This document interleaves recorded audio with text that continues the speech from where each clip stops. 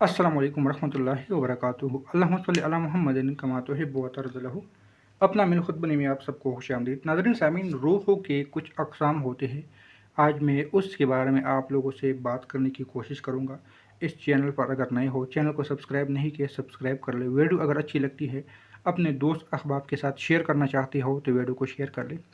ارواح سے ملاقات کی سب سے پہلے میں بات کرنے کی کوشش کروں گا۔ بعض اوقات اپنی عزیز رشتہ داروں سے خواب میں اگر ملاقات کرتے ہیں، یعنی بعض ارواح اپنے عزیز رشتہ داروں سے خواب میں ملاقات کرتے ہیں۔ بعض ارواح عالم بیداری میں بھی کچھ لوگوں کو نظر آتی ہے۔ کچھ لوگوں کو صرف آوازیں سنائی دیتی ہیں۔ کچھ لوگوں کو محسوس ہوتی ہیں کہ کوئی ذی روح ہمیں بلا رہی ہے یا بولنے کی آوازیں آتی ہیں، لیکن ایسے لوگ یہ فیصلہ نہیں کر پاتے کہ ہم نے کیا دیکھا یا کیا سنا ہے، اور عموماً یہ وہم کا شکار ہو جاتے ہیں۔ اور ایسے کیسز میرے پاس بہت زیادہ آتے ہیں کہ ارواح سے ملاقات کے بارے میں وہ سوچتے رکھتے ہیں، یا وہ کہتے ہیں کہ ہم پتہ نہیں یہ سچ ہے یا جھوٹ ہے۔ تو یہ اگر آپ کی باطنی آنکھ وغیرہ کھلی ہوگی تو آپ ان چیزوں کو محسوس کر سکتے ہیں۔ دوسرے قسم روح کی ہوتی ہے، وہ ہوتے ہیں جو لوگ غیر طبی موت کا شکار ہوتے ہیں۔ مثلاً کوئی مرد یا عورت قتل ہو جاتا ہے تو ان کی روح اللہ تعالیٰ سے فریاد کرتی رہتی ہے، جس طرح اس شخص نے میرے گھر کو تباہ کیا، اس طرح اس کا گھر بھی تباہ کر لے۔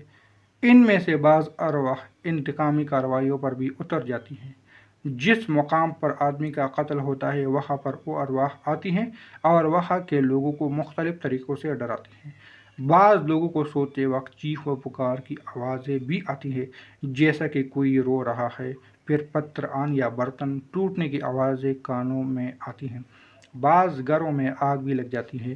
ایسے لوگوں کی زندگی عذاب بن کر رہ جاتی ہے۔ اس طرح ایک شخص کا تجربہ ہے کہ ایسے لوگ جن کا جنازہ نہیں پڑا گیا ہو، مثلاً کسی نے قتل کر کے اس کو دفن کر دیا ہو، یا ناجائز بچے جو کہ دفن کر دیے جاتے ہیں، ان کی ارواح زمین پر ہی رہتی ہیں۔ اور ایک اور ہے بدروحیں۔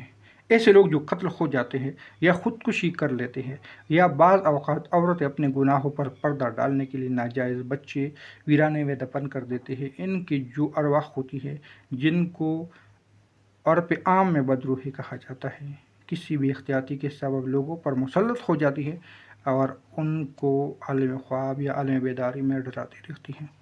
اس میں صرف ارواح شامل نہیں ہوتا، اس میں بعض دفعہ جادو کا بھی اثر ہوتا ہے۔ اور یہ چیزیں اسلام میں اس لیے کہا جاتا ہے کہ جب بھی کسی کو دفن کیا جاتا ہے تو سورہ بقرہ کی پہلی اور آخری رکوع اس کے اوپر دم کیا جاتا ہے، تاکہ اس کی جو حمزات ہے، روح ہے، وہ اس کے ساتھ دفن ہو جائے۔ کچھ اس طرح کے احادیث مبارکہ ہے۔ تو اب ان سے کیسے نمٹے، ان سے کیسے نجات پائے؟